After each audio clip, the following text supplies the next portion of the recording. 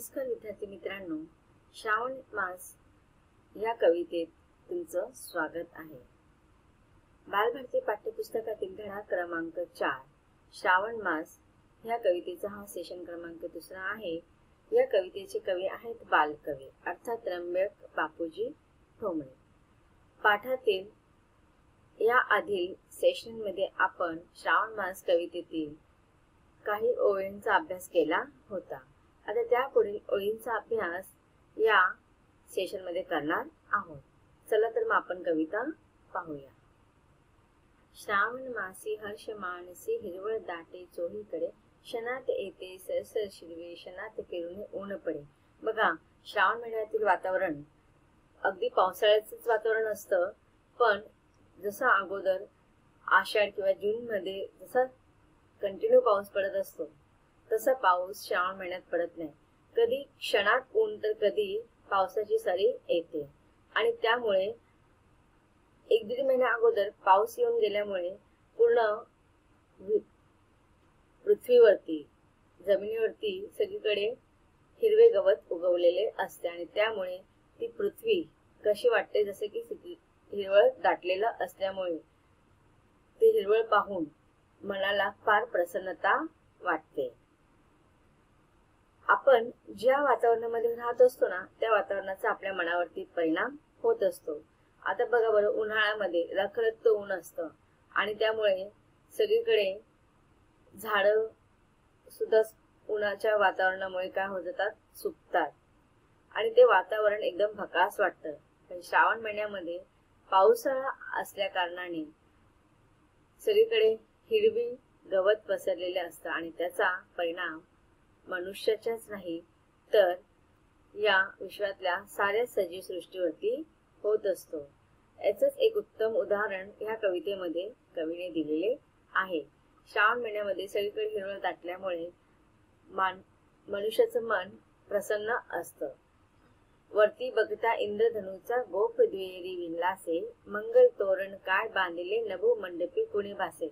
एकीकडे पृथ्वीवरती जर आपण पाहिलं सगळीकडे हिरवळ पसरली असते आणि त्याच्या विरुद्ध जर पाहायचं म्हटलं, आकाशात पाहायचं जर म्हटलं तर आकाशामध्ये इंद्रधनुचं कमान पसरलेलं असतं आणि असं वाटतं की त्या आकाशरूपी मंडपामध्ये तो इंद्रधनुचं तोरण बांधलेला आहे आणि हे तोरण कसलं आहे, पवित्र आहे, मंगल आहे। झाला सा सूर्यास्त वाटतो सांज आहा हा तो उघडे, तरु शिखरावर उंच घरावर पिवळे पिवळे ऊन पडे। आणि ज्यावेळेस बघा कधी भर दुपारी सूर्याचा अस्त होतो, कशामुळे अस्त होतो, काळे काळे ढग पूर्ण आकाशामध्ये येतात आणि त्या काळ्या काळ्या ढगांनी पूर्ण सूर्याला व्यापून घेतात, सूर्य झाकला जातो आणि असं वाटतं की सूर्यास्त झालेला आहे, संध्याकाळचं वातावरण पूर्ण विश्वामध्ये पसरतं। पण त्यावेळेस अचानक त्या काळ्या कुट्ट ढगामधून पुन्हा सूर्योदय होतो।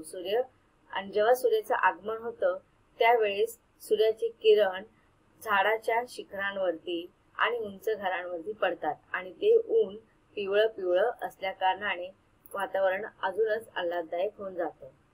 पुढे कवी म्हणतात की उठती वरती जलदावरती अनंत संध्या राग पहा, सर्व नभावर होय रेखिले सुंदरतेचे रूप महा। आता बघा, ह्या कवितेतून कवीला काय सांगायचे आहे बरं, उठती वरती जलदावरती अनंत संध्या राग पहा। जलद, जलद या शब्दाचा समानार्थी शब्द आहे ढग। तुम्हाला परीक्षेमध्ये समानार्थी शब्द विचारतात। या आधी आपण पाहिलं तरु, तरु म्हणजे काय, झाड किंवा वृक्ष। नभ, नभ म्हणजे आकाश, गगन। तर असे मराठी शब्द तुम्हाला लक्षात ठेवायचे आहेत। आता या कवितेचं वैशिष्ट्य म्हणजे इथे ना यमक अलंकाराचा उपयोग केलेला आहे।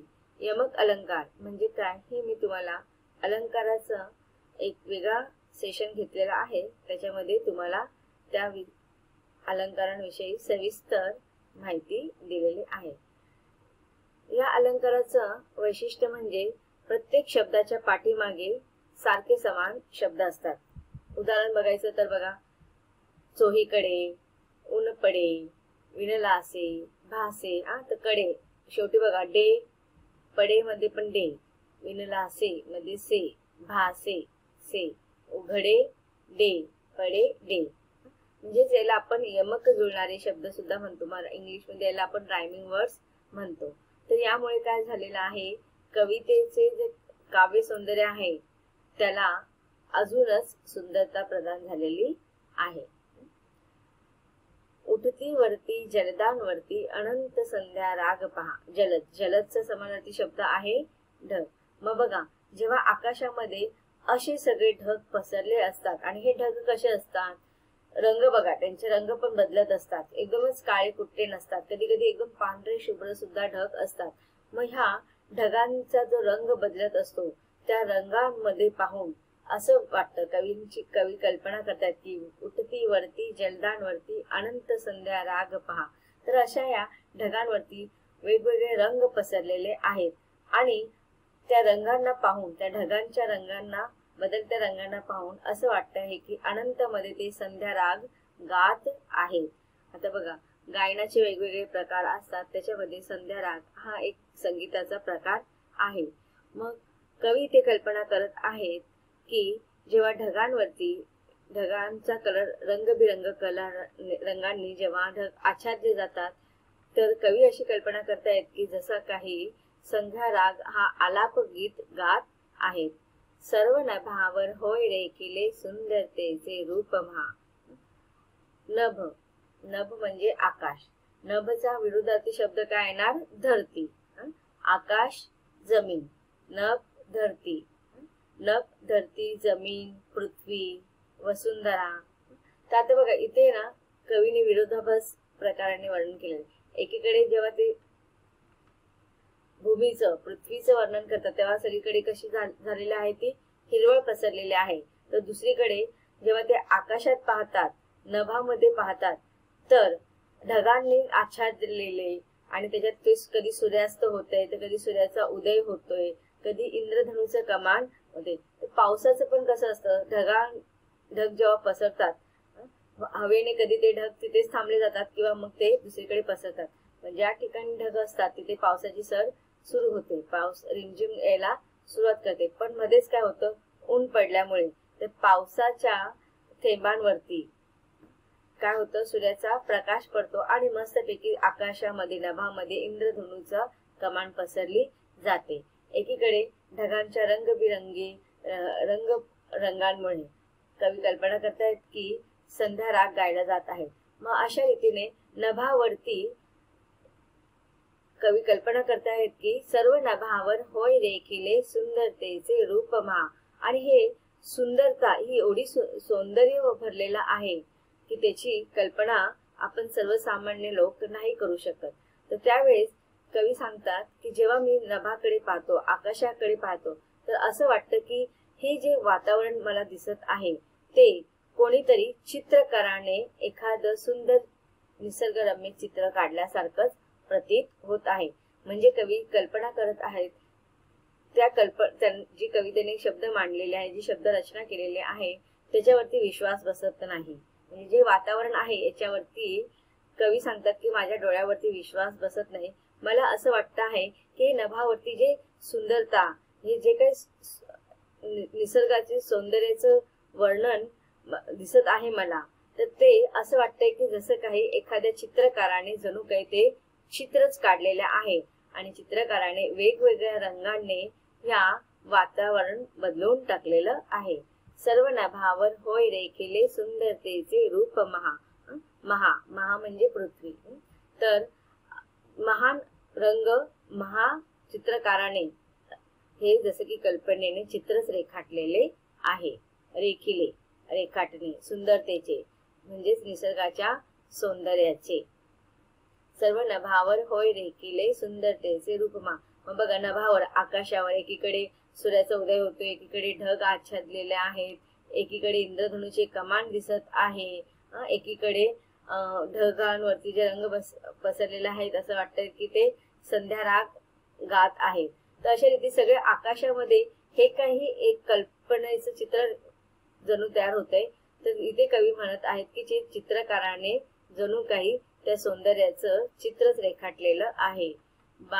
बला कमाला उडता भासे कल्पसुमांची माळच रे, उतरून येते अवनीवरती ग्रह गोलाची की एकमते. आता कवी पुढे काय सांगत आहेत की बलाकमाला. बलाकमाला म्हणजे बगळे. आता तुम्ही पाहिले असेल ना, बगळे कसे असतात, पांढरे शुभ्र असतात.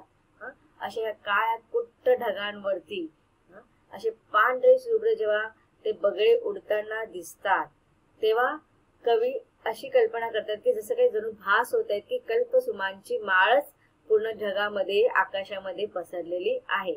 सुमा सुमा म्हणजे सुमन. सुमनांचा समानार्थी शब्द असतात फुलं. जसं कल्प फुलांची माळ खूप सुंदर आकर्षित करत असते, मनावरती ते मोहित करत असतात, मनाला मोहित करत असतात, मनावरती राज्य करत असतात. तसंच आकाशामध्ये जेव्हा ह्या काळ्या काळ्या ढगांमध्ये पांढरे शुभ्र बगळे एकत्र येऊन उडत असतात. आता हे बगळे बघा, एक दोन बगळे नसतात, असंख्य बगळे असतात आणि ते उडत असताना ना एका रांगेत उडत असतात. एक तर त्यांचा व्ही आकार होतो किंवा इंग्रजीचा आर जो आकार असतो ना तो होतो.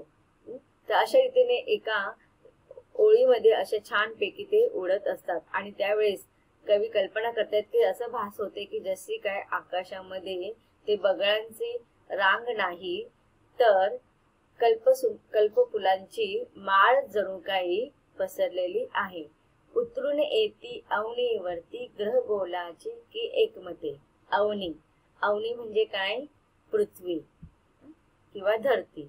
म्हणजे बघा ते बगळे एका रांगेत असंख्य बगळे आकाशात उडत असतात आणि हळूहळू ते काय होतात, जमिनीवरती येतात, अवनी धरतीवरती येतात, पृथ्वीवरती येतात. आणि त्यावेळेला कवी म्हणतात की जणू काही ग्रहगोलाची. ग्रहगोल, ग्रह म्हणजे ग्रह कुठे असतात, आकाशात असतात की नाही. तर आकाशातून काही ग्रह गोल एकत्र येऊन जसे काही जमिनीवरती म्हणजेच अवनीवरती उतरून येत आहेत अशी कल्पना कवी इथे करतात. त्यांना भास होत आहे, कवीला काय भास होत आहे की जे आकाशामध्ये बगळे एकत्र येऊन उडत आहेत ते कल्पफुलांची माळांसमान प्रतीत होत आहेत. आणि जेव्हा ते आकाशातून खाली जमिनीवर येतात, बगळ्यांचा जो थवा आपण त्याला म्हणू शकतो, जेव्हा तो बगळ्यांचा थवा खाली जमिनीवर येतो जणू काही आकाशातून ग्रहगोल एकत्र येऊन जमिनीवरती अवतरत आहेत किंवा उतरत आहेत असा भास होतो. पुढे कवी म्हणतात की फडफड करूने भिजले आपुले पंख पाखरे सावरती, सुंदर हरिणे हिरव्या कुरणी निज बाळांचं बागडती. आता बघा, एकीकडे धरती आणि आकाशाचं वर्णन केलेलं आहे. आता कवी पुढे पाखरांचं वर्णन करत आहेत. पाखरे म्हणजे काय, पक्षी. आता बघा, श्रावण महिन्यामध्ये पाऊस असा कंटिन्यू चालू नसतो, लगातार चालू नसतो. तो कधी येतो कधी जातो, क्षणात येतो क्षणात जातो. त्यामुळे पक्षी सुद्धा मस्त निवांत मध्ये इकडे तिकडे बागडत असतात, फिरत असतात, उडत असतात. आणि अचानक पाऊस आल्या कारणाने ते पक्षी काय होतात, भिजतात. आणि मग पक्षी भिजल्यानंतर त्यांचे पंख ओले होतात आणि तो क्षणात येणारा पाऊस पुन्हा थांबतो. मध्ये कुठेतरी पक्षी बघा मध्ये झाडांच्या फांद्यांवरती बसलेले दिसतात आणि त्यांचे पंखांवरती जे पाणी असतात ना ते पंख फडफडून ते पाणी आहे ना झटकत असतात. म्हणजे ते काय करत असतात, पंख सावरतात, स्वतःला ते सावरत असतात. कोण, पाखरे, पक्षी. फडफड करून भिजले आपुले पंख पाखरे सावरती. तर त्या पावसामध्ये जे पाखरां भिजलेले असतात पावसाच्या पाण्यामध्ये, मग ते झाडांच्या फांद्यांवर येऊन बसतात आणि आपले पंख फडफडून सावरत असतात. सुंदर हरिणी हिरव्या कुरणी निज बाळांचं बागडती. तर दुसरीकडे बघा काय होतंय, हिरव्या कुरणी म्हणजे गवत. हिरव्या गवतावरती सुंदर हरिणी तिच्या निज बाळांसह, निज बाळ म्हणजे तिचे पिल्लू, हरिणीचे पिल्लू, आपण त्याला पाडसं पण म्हणतो. मग हे हरिणीचे पिल्लू मस्तपैकी त्या हिरव्या गवतावरती इकडनं तिकडनं बागडत असतात. अशा रीतीने पशु पक्षी सुद्धा या श्रावण महिन्यातील हिरव्यागार वातावरणाचा आनंद घेत असतात. तर बघा, ह्या कवितेमधून आतापर्यंत आपण जेवढ्या पण ओळी पाहिल्या तर त्याच्यामध्ये श्रावण महिन्यात जी हिरवळ सगळीकडे पसरलेली आहे त्याचा फक्त माणसांच्या मनावरच परिणाम नाही होत तर पूर्ण सृष्टीवरती त्याचा परिणाम होतो. आकाशामध्ये, जमिनीवरती पशु पक्षी हे सगळे आनंदी होतात आणि आपापल्या परीने ते आनंद व्यक्त करत असतात. कवितेच्या ज्या ओव्या शिकलो की नाही त्याच्यामध्ये जे कठीण शब्दार्थ आले त्यांचा अर्थ पाहूया. जलद ढग, अनंत असंख्य, रेखिले चित्रित केले रेखाटले, महा थोर मोठे, बलाकमाला बगळ्यांची रांग, अवनी पृथ्वी धरती, एकमते एकत्रित, एकमताने, कुरणी गवतात हिरवळीत, निज बाळांसह स्वतःच्या पिल्लांसोबत पाडसा बरोबर. तर विद्यार्थी मित्रांनो, श्रावण मासे या कवितेतील दुसऱ्या सेशनमध्ये आपण निसर्गाच्या सान्निध्यात गेल्यावर खरंच केवळ मात्र माणसाच्या मनावरच परिणाम होतो असं नाही तर पशु पक्ष्यांच्या जीवनावरती सुद्धा त्यांच्या वातावरणाचा अत्यंत चांगला परिणाम होतो याचं वर्णन आपण कवितेतील ह्या ओळींमध्ये पाहिलं. कवितेतील पुढच्या ओळींचा अभ्यासही आपल्याला अजून करायचा आहे पण तो आपण पुढील सेशनमध्ये पाहणार आहोत. धन्यवाद.